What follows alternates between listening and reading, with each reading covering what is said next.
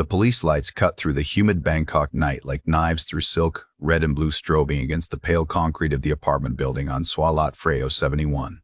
It was just past midnight on a Tuesday, the kind of hour when the city's perpetual hum dims to a whisper, when even the street vendors have packed up their carts and the last of the office workers have stumbled home. Neighbors gathered in clusters on the sidewalk, some still in pajamas, others clutching phones, filming, whispering, speculating. The building manager stood near the entrance, pale-faced, hands shaking as he spoke to the officers. A young woman named Ploy, 26 years old, hadn't been seen in 3 days. Her friends had called, worried. Her mother had called from Chiang Mai, frantic, thought no one answered. The door to apartment 304 stood slightly ajar, yellow police tape already being stretched across the frame. Inside, the air conditioning hummed its mechanical lullaby, still running, still cooling a space that no longer needed cooling. Her phone sat on the nightstand, plugged in, battery full, screen dark. Everything looked ordinary. Everything looked wrong. But to understand how that door came to be open, how those lights came to paint that quiet street in emergency colors, you have to rewind 3 months. You have to go back to when Ploy's life was still her own, still predictable, still safe. Back to the morning routines and coffee rituals, to the moments before a stranger's smile changed everything. Ploy had moved to Bangkok from Chiang Mai 2 years earlier with nothing but a laptop, a portfolio of graphic design work, and a stubborn determination to prove she could make it in the capital. She wasn't running from anything, not really. Her childhood in the northern city had been comfortable enough. Her family loving if somewhat traditional, her prospects decent. But Chiang Mai felt small in ways that had nothing to do with population or geography. It felt like a place where everyone knew your story before you'd finished living it, where opportunities arrived slowly if they arrived at all, where the mountains that surrounded the city on all sides sometimes felt less like protection and more like walls. Bangkok was different. Bangkok was possibility. It was anonymous and enormous and indifferent in ways that felt like freedom. She found work easily enough, her design skills sharp and her rates reasonable. International clients didn't care that she was young or female or working from a one-bedroom apartment in Lat Phrao instead of a glass office tower in Siloam. They cared about deadlines and quality. Ploy delivered both. Within a year, she was earning enough to live comfortably, to send money home to her parents, to occasionally splurge on the kind of small luxuries that made the long hours worthwhile.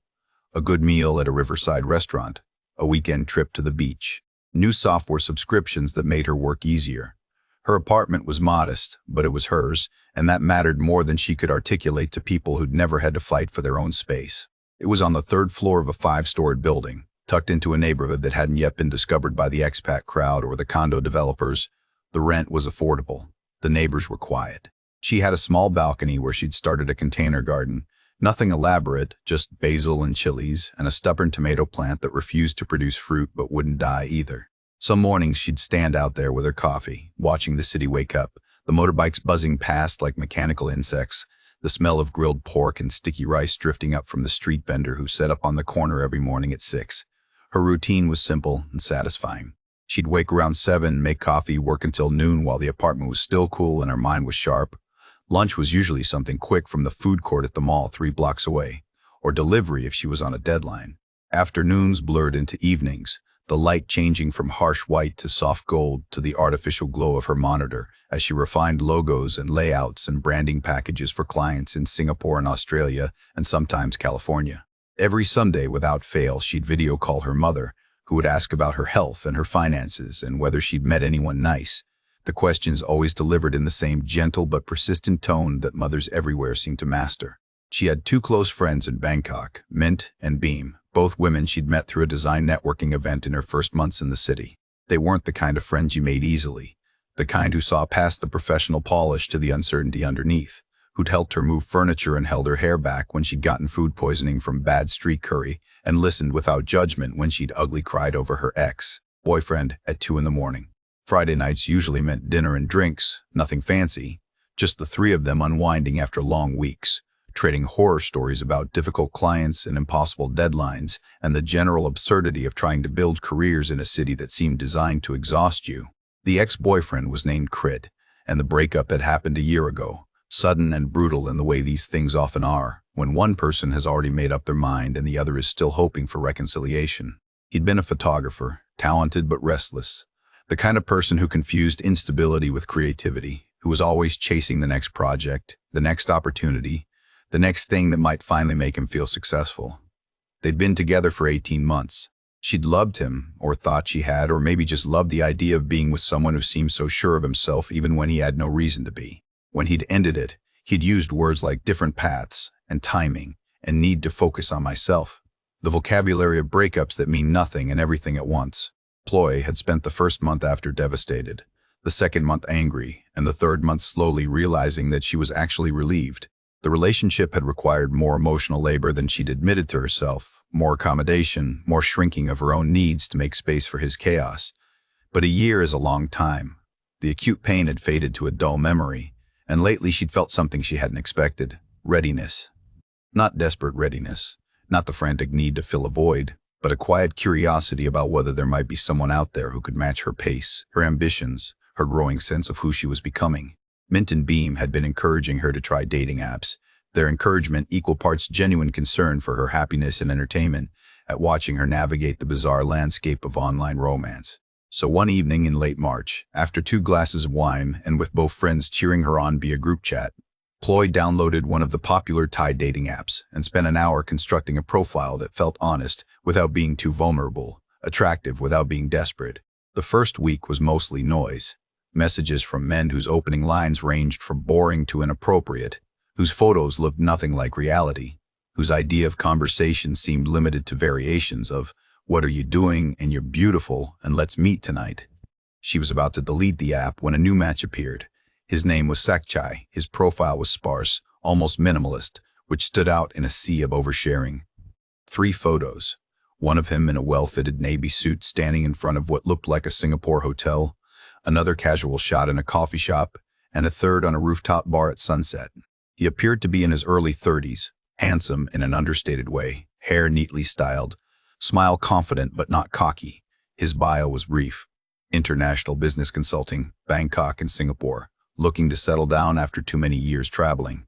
Appreciate good conversation and better food.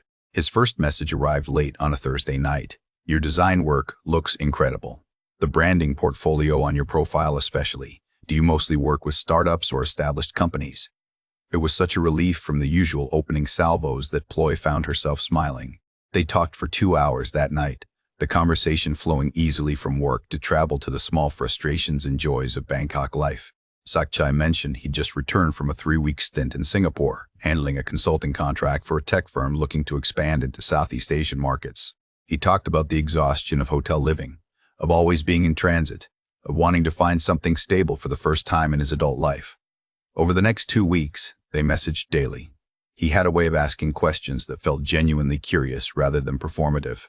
He wanted to know about her childhood in Chiang Mai, about why she'd chosen graphic design, about what she missed most about the North. He shared stories about his own background, growing up in Bangkok, studying business in Australia, building a consulting career that required constant movement between cities. He was vague about some details, but specific about others, painting a picture of someone accomplished but slightly world-weary, successful but lonely. When Ploy mentioned her Sunday video calls with her mother, Sakchai said his parents had passed away years ago in a car accident, which made her heart ache for him. When she talked about Mint and Beam, he said he'd lost touch with most of his old friends due to travel, that he was looking forward to building a real social life again. He waited 2 full weeks before suggesting they meet in person, which Ploy appreciated. Too many men pushed for immediate meetings, as if the entire point of conversation was to get past it as quickly as possible. But Sakchai seemed content to take his time, to build something through words first. When he finally asked her to dinner, he suggested a riverside restaurant in the Chao Phraya area, the kind of place that required a reservation, that had tablecloths and real glassware and a view of the illuminated temples across the water. Ploy spent an embarrassing amount of time choosing what to wear. She settled on a simple blue dress, elegant without trying too hard, paired with sandals and minimal jewelry. She arrived exactly on time to find Sakchai already there, standing near the entrance, looking even better in person than in his photos. He smiled when he saw her, a genuine smile that reached his eyes, and kissed her cheek in greeting, the gesture European and slightly old-fashioned. The dinner lasted 3 hours. They talked about everything and nothing, the conversation punctuated by long, comfortable silences while they watched boats glide past on the dark water. Sakchai was attentive without being overbearing, funny without trying too hard, knowledgeable about wine and food without being pretentious. When the check came, he paid without making a performance of it, waving away her offer to split it with a gentle, "Next time." He walked her to the taxi stand, his hand light on the small of her back, protective without being possessive. Before she got in the cab, he took her hand and kissed it, a gesture so unexpected and anachronistic that it made her laugh. "I'd like to see you again," he said. "Soon, if you're willing." She was willing. She was more than willing. She texted Mint as the taxi pulled away. "I think I actually like this one." Mint's response was immediate. Details. Now. But Ploy was already replaying the evening in her mind, cataloging small moments, the way he'd listen when she talked, the way he'd remembered she preferred white wine to red, the way he'd made her feel seen in a way she hadn't felt in longer than she wanted to admit. She fell asleep that night with her phone on her pillow, half hoping he'd text, half hoping he wouldn't seem too eager. The message arrived at midnight. "Thank you for tonight. You're even more interesting in person than through a screen, which is rare. Sleep well, Ploy." She read it 3 times before typing back a simple response. "You too." It felt like the beginning of something real. The second date happened 3 days later. Then another date 2 days after that, and suddenly Sakchai wasn't just someone Ploy was seeing, but someone who was becoming woven into the fabric of her daily life with a speed that should have alarmed her, but instead felt natural, inevitable, like something that had always been waiting to happen. He texted her good morning before she'd even had her coffee, asked how her work was going in the afternoons, sent her photos of meals he was eating or interesting buildings he passed, called her most evenings just to hear her voice. It was a tension of a quality and consistency she'd never experienced before, not even in the honeymoon phase of her relationship with Crid, who'd been too self-absorbed to maintain that kind of steady focus on anyone but himself. Within 3 weeks, Sakchai was staying over at her apartment twice a week, then 3 times, then 4. It happened gradually enough that Ploy didn't register the acceleration until she realized she couldn't remember the last time she'd slept alone. He brought an overnight bag at first, then started leaving things behind. A toothbrush in her bathroom, a phone charger by her bed, changes of clothes in her closet, expensive wine in her refrigerator, the kind she'd never buy for herself. He cooked for her, elaborate Thai dishes that filled her small kitchen with the smells of lemongrass and fish sauce and palm sugar, meals that took hours to prepare and tasted better than anything she could manage. He'd stand at her stove in bare feet and boxer shorts, humming to himself, completely comfortable in her space in a way that made it feel less like an intrusion and more like he'd always belonged there. He was affectionate in ways that felt both overwhelming and addictive. His hands were always on her, not possessively but constantly, a touch on her shoulder as he passed behind her chair, fingers running through her hair while they watched television, his arm around her waist when they walked down the street. He remembered everything she told him, tiny details she'd forgotten mentioning. He surprised her with her favorite flowers, white roses, after she'd mentioned them once in passing. He reminded her about her mother's birthday 2 days before it arrived, even offered to help her pick out a gift.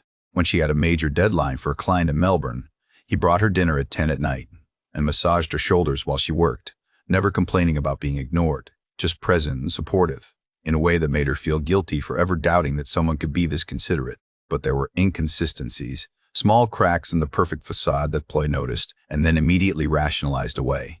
His work remained vague despite her gentle probing. He'd mention meetings but never clients by name.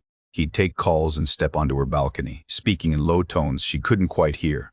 When she asked about visiting his place, he explained that he was temporarily staying with a business partner while his own condo underwent extensive renovation, something about water damage and construction delays. And wouldn't she rather just stay at her place anyway, since it was more private, more comfortable, more theirs? It made sense. It all made sense if you didn't look too closely. His phone was always face down on whatever surface he set it on. Always. She noticed this, but told herself it was just a habit, not a red flag. Everyone had weird habits with their phones. When notifications buzzed and lit up the screen, he'd flip it over so casually, so naturally, that it seemed like nothing. He had no social media that she could find, which he explained as a deliberate choice, part of maintaining privacy in his consulting work, clients who preferred discretion, deals that required confidentiality. That made sense too, didn't it? Plenty of people were private.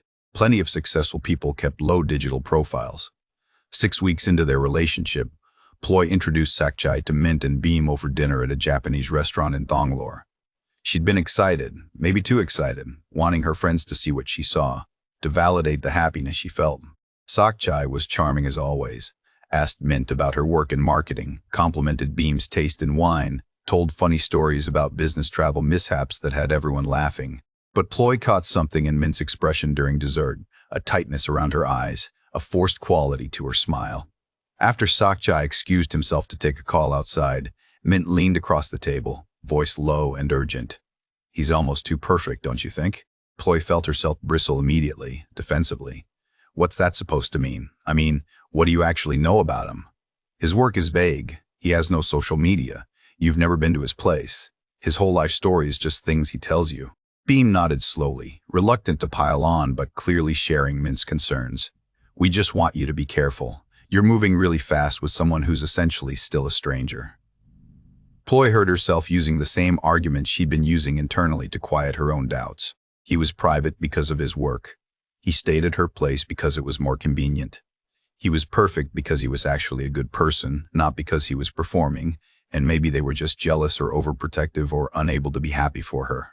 The words came out sharper than she intended, defensive in a way that surprised even her. Mint backed off, raised her hands in surrender, said she was sorry, said she just cared about Ploy and wanted her to be safe. They changed the subject. Sakchai returned. The dinner ended with hugs and promises to do it again soon. But something had shifted. The seed of doubt had been planted, and even as Ploy tried to ignore it, tried to bury it under the weight of Sakchai's continued attentiveness, it was there, growing in the dark. 2 months into the relationship, things began to change in ways that were harder to rationalize. Sakchai started mentioning money, casually at first, then with increasing frequency and stress. A business deal in Singapore had fallen through, he said. A client had delayed payment on a major contract. An investment opportunity he'd been counting on had evaporated due to market volatility. He never directly asked Ploy for money, was always careful to maintain that boundary, but the implications hung heavy in the air between them. He seemed distracted, anxious, would stare at his phone with an expression that moved between worry and anger.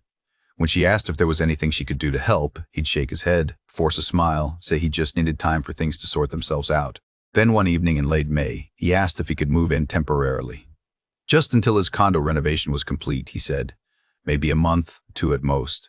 The construction had been delayed again, some issue with permits, and his business partner was getting annoyed with the living arrangement. He could contribute to rent and groceries, of course, help around the apartment, and honestly, he was already there most nights anyway. So what would really change? Ploy hesitated. Her apartment was her sanctuary, the one space that was entirely hers. Letting someone move in, even temporarily, felt enormous, irrevocable. But he looked so stressed, so genuinely desperate, and hadn't he been nothing but good to her these past 2 months? Hadn't he cooked and cleaned and supported her through her own work stress?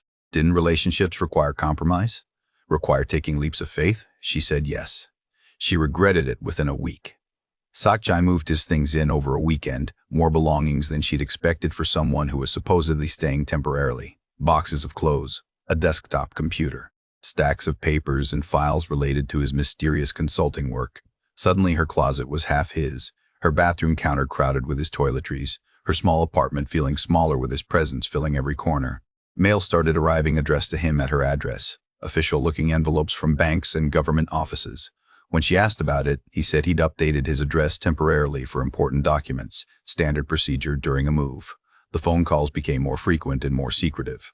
He'd step onto the balcony late at night, sometimes talking for an hour or more in hushed, urgent tones.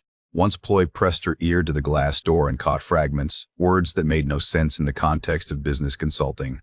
"I told you I'd handle it. She doesn't know anything. Just give me more time." When she asked who he'd been talking to, he said it was a difficult client, nothing for her to worry about. But his tone had an edge she hadn't heard before, defensive and sharp. She started noticing other things. Her laptop would be in slightly different positions when she came home, as if someone had been using it while she was out running errands. Her banking app kept logging her out unexpectedly, requiring password resets. Her email settings changed without explanation, filters appearing that she hadn't created. When she mentioned these technical glitches to Sakchai, he suggested maybe she'd been hacked, offered to help secure her accounts, which seemed helpful until she realized it meant giving him access to her passwords. One evening, she came home early from a coffee meeting with a client to find him sitting at her desk, her laptop open in front of him. He closed it quickly when she walked in, too quickly, his expression flashing through surprise and guilt before settling on irritation. "What are you doing?" she asked, trying to keep her voice neutral. "Looking for a charger," he said. "Mine died. Why are you interrogating me?" The word felt like a slap. She wasn't interrogating. She was asking a simple question, but somehow he'd turned it around, made her the unreasonable one. She apologized, hated herself for apologizing, and dropped the subject. But that night while he slept, she went through her laptop history and found searches she hadn't made. Attempts to access her email, login attempts to her online banking. Her stomach turned cold. In the morning, she tried to bring it up gently, but Sakchai exploded with an anger she'd never seen from him before. "You don't trust me? After everything I've done for you? After I've been nothing but supportive and loving and present?" His voice rose with each question, his face flushing. "Your friends poison your mind against me. You check up on me like I'm a criminal. And now you're accusing me of what exactly? Stealing from you? I have my own money, Ploy. I don't need yours." The outburst lasted maybe 5 minutes but felt like hours. Ploy stood frozen in her own kitchen, shocked into silence, watching this man she thought she knew transform into someone frightening and unfamiliar. Then as quickly as it had erupted, his anger collapsed into tears. He sat at her kitchen table with his head in his hands, sobbing, apologizing, explaining that he was under enormous stress with work, that he was terrified of losing everything he'd built, that he sometimes didn't recognize himself anymore. He looked up at her with red eyes and said, "I'm sorry. I'm so sorry. I would never hurt you. You have to believe that." She wanted to believe it. She needed to believe it. So she did. She held him while he cried, stroked his hair, told him it was okay, that they'd get through this together. But something fundamental had cracked in the foundation of what they'd built, and they both knew it even if neither of them could say it out loud. Mint called that afternoon, coincidentally, or maybe because she sensed something was wrong the way old friends sometimes do. Ploy stepped onto the balcony to take the call, keeping her voice low. "How are things going with Sakchai?" Mint asked, her tone carefully casual. "Fine," Ploy lied. "Good. Why?" "Beam and I were talking, and we just think maybe you should look into his background a little, just to be safe.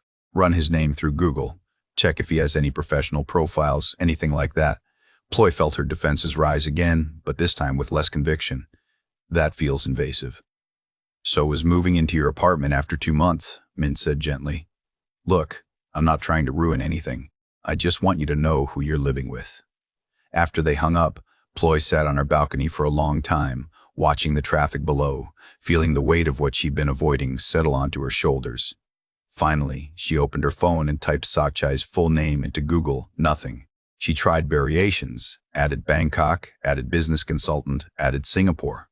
Still nothing. No LinkedIn profile, no company website, no professional presence whatsoever. For someone who supposedly worked in international business consulting, he had no digital footprint beyond the dating app profile. She searched for the company name he'd mentioned once, the tech firm in Singapore he'd supposedly consulted for. It didn't exist. She felt sick. That evening, after Sakchai fell asleep on her couch watching television, Ploy pulled out his laptop. The password was easy, stupidly easy, her birthday. Inside, she found a nightmare. Email chains with multiple women. Messages identical to the ones he'd sent her, the same compliments and questions recycled across different relationships.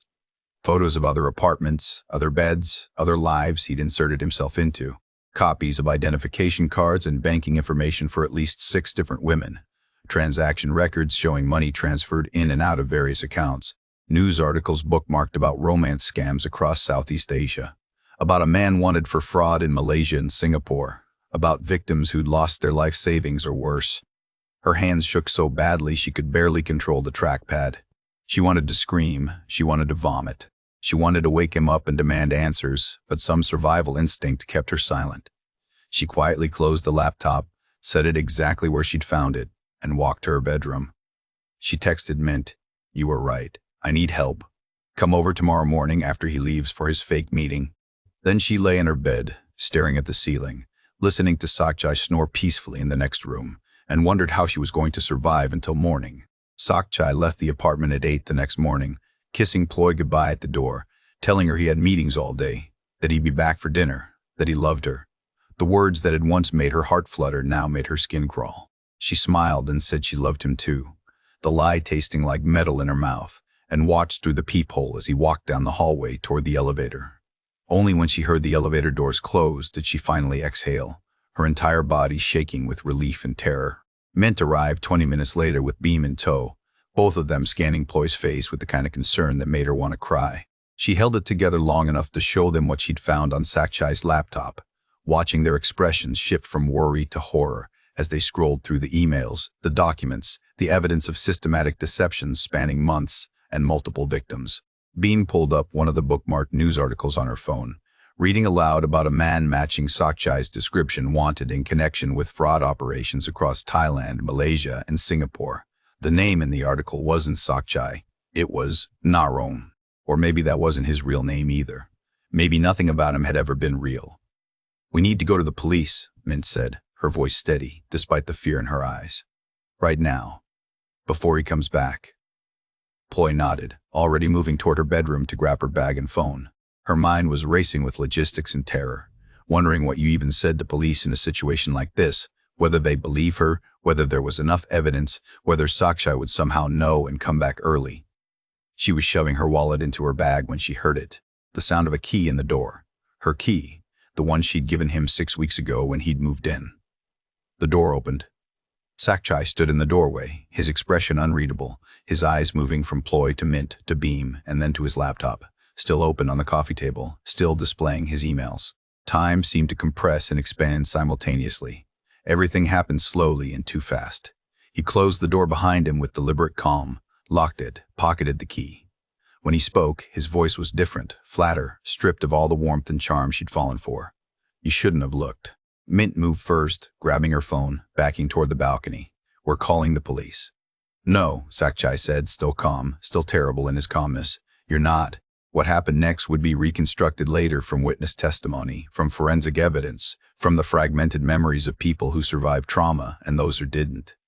Bean lunged for the door while Sakchai's attention was on Mint. She got it unlocked, got it partially open before he reached her, slammed it shut with force that shook the frame. Beam screamed. Mint was already on her phone, running for the balcony, her voice high and panicked as she gave the address to emergency services, yelling that they needed help now, that someone was in danger. Ploy stood frozen in her bedroom doorway, her mind unable to process the speed at which her life was disintegrating, unable to reconcile the man who'd cooked her dinner and kissed her forehead with the stranger who'd just grabbed Beam by the arm with terrifying strength. "Let her go," Ploy heard herself say, her voice sounding distant and strange. "Please. Just let her go, and we can talk about this." Sakchai laughed, a sound without humor. "Talk? You want to talk now? After you went through my things? After you called your friends to conspire against me?" "You're a liar," Ploy said, and saying it out loud felt like breaking a spell, like finally admitting what she'd known for weeks but been too afraid to acknowledge. "Everything about you is a lie. Your name, your work, your entire life. You're a criminal." His face changed then, the mask slipping completely away, revealing something cold and calculating beneath. "I'm a businessman. I provide a service. Lonely women want companionship, want someone to make them feel special, and I give them that. Is it my fault if they're stupid enough to trust someone they met on an app? Is it my fault if they hand over their passwords and their bank details and their pathetic little lives?" Bean wrenched her arm free and ran for the balcony where Mint was still on the phone with police, Sakchai letting her go, his attention now fixed entirely on Ploy. He moved toward her slowly, each step deliberate, and she backed into her bedroom, her hands behind her searching for anything she could use as a weapon. Her fingers closed around a glass water bottle on her nightstand. It wasn't much, but it was something. "You ruined everything," he said, and there was genuine anger in his voice now, genuine emotion breaking through the calculated facade. "I had a good setup here, comfortable. You were so eager to believe, so desperate to be loved. Do you know how easy you were? How simple it was to say the right things and watch you melt. The words were designed to hurt, and they did, each one a small knife finding its target. But beneath the hurt was something else, something harder. Rage. Pure distilled fury at being manipulated, at being made to feel small and stupid and desperate. At inviting a predator into her home, into her bed, into the life she'd worked so hard to build. "The police are coming," she said, trying to keep her voice steady. "You should run. You should leave now while you still can.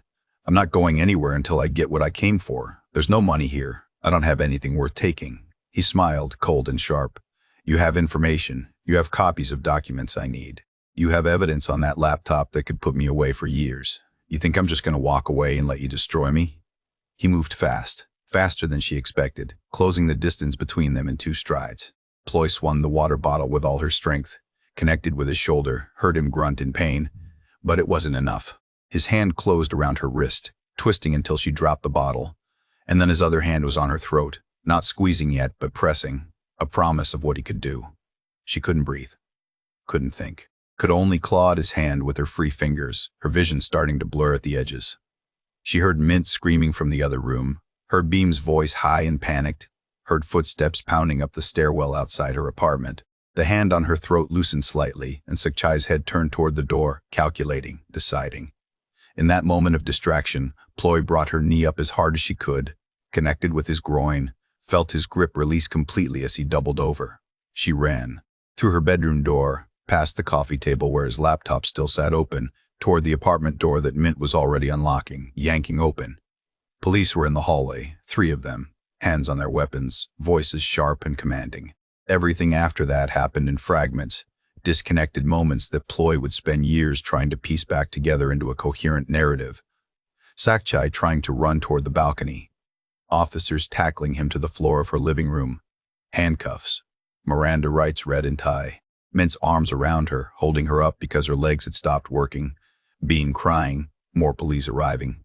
Questions she couldn't answer because her mind had gone somewhere else, somewhere safe and far away. An ambulance.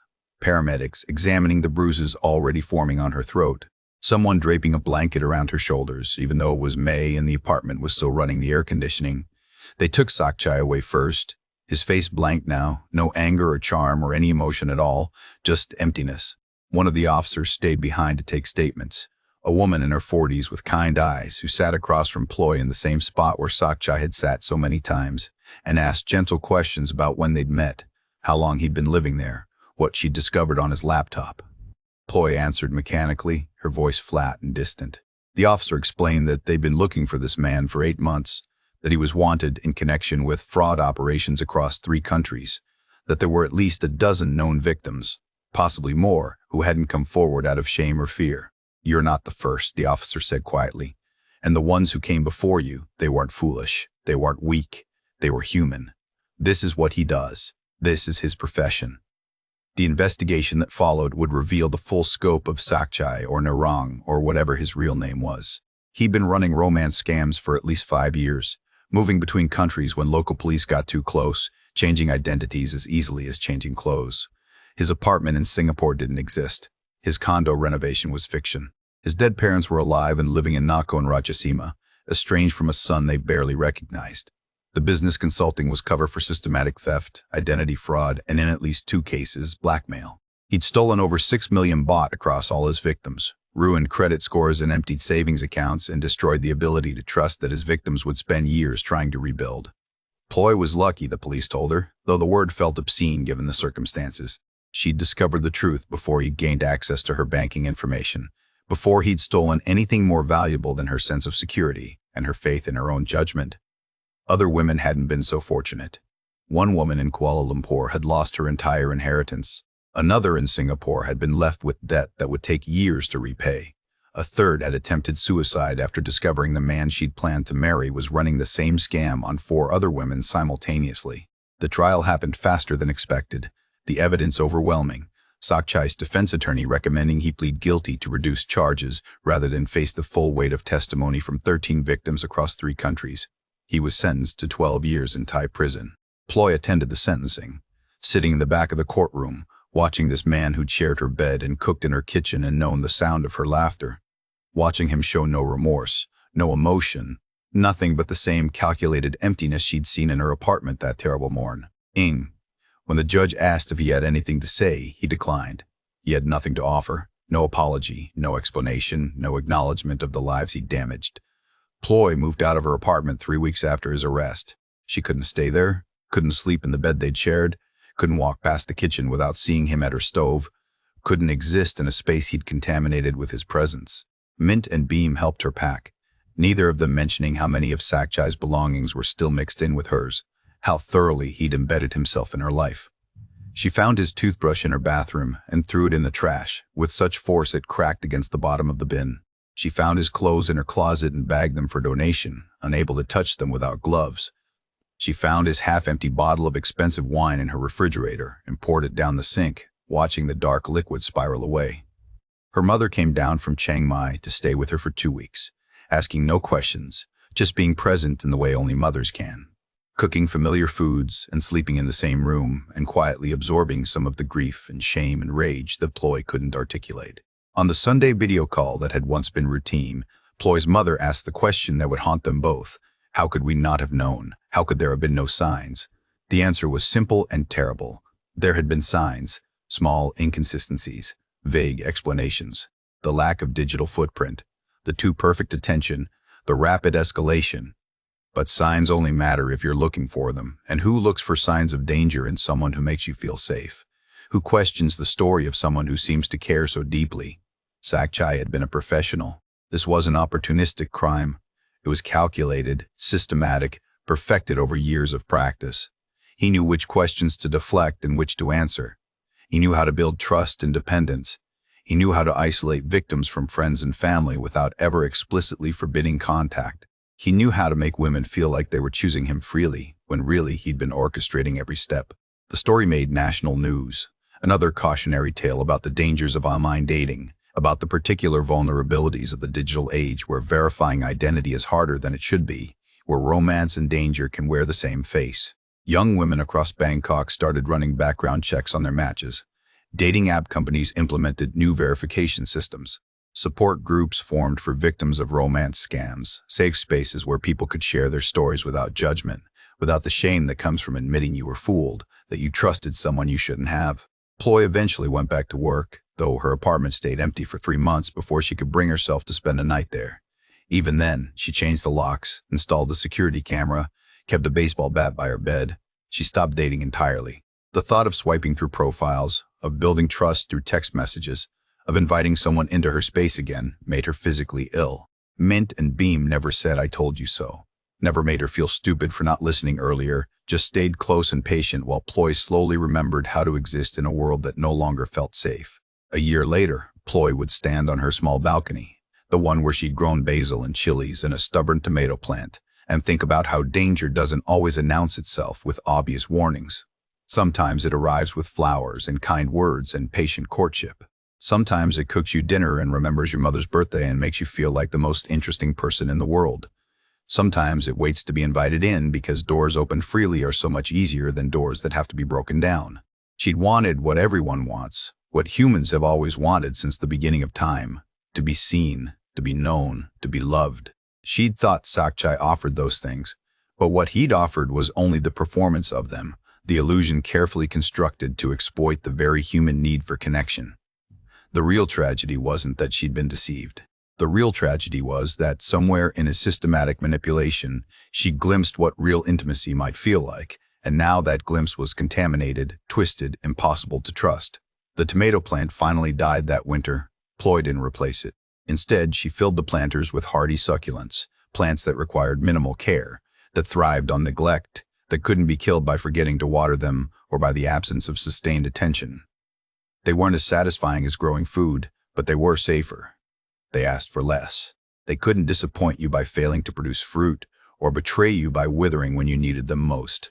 Sometimes, late at night, when sleep wouldn't come and the apartment felt too quiet, Ploy would think about the other victims, the women whose names she'd heard in court, whose stories paralleled her own with eerie similarity.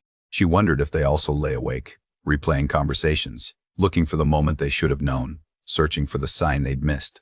She wondered if they also flinched when men approached them in coffee shops or grocery stores. She wondered if they also felt that peculiar combination of rage and shame that comes from being made to feel stupid for wanting something as fundamental as love. The closing statement in Sakchai's trial had come from the prosecutor, a woman in her 50s who'd seen too many cases like this, who'd spoken directly to the victims sitting in the courtroom. "You are not responsible for the cruelty of others. You did not cause this by being trusting. You did not invite this by being open to love. The fault lies entirely with the person who chose to weaponize your humanity against you." Ploy had those words written on a piece of paper tucked into her wallet, folded small and worn soft from handling. On the worst days, she'd take it out and read it, trying to believe it, trying to internalize the truth that she'd done nothing wrong by hoping, by trusting, by opening her door to someone who seemed worth knowing. But belief is harder than knowledge. You can know something intellectually while your body remembers the fear, while your heart still carries the weight of having been so thoroughly deceived. The last time Ploy drove past her old apartment building, the one on Swalat Frau 71, there were new tenants on the 3rd floor. She could see laundry hanging on the balcony, plants in the windows, signs of ordinary life continuing in a space that for her would always be marked by violence and betrayal. The city had moved on. The news cycle had moved on. Even her friends, as supportive as they'd been, had gradually stopped asking how she was doing, stopped treating her like something fragile that might break. Only Ploy remained suspended in that moment when she'd realized her entire relationship had been a lie, when the man she'd loved had revealed himself to be a stranger, when her home had become a crime scene.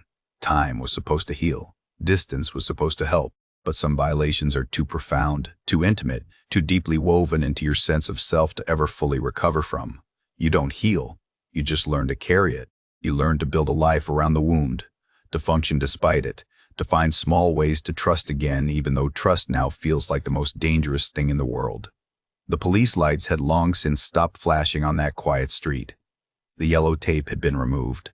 The investigation had closed. But somewhere in a prison cell, a man who'd made a profession of breaking hearts and destroying lives served his sentence. And somewhere in Bangkok, a woman who'd only wanted to be loved learned to live with the consequences of having invited a monster into her home.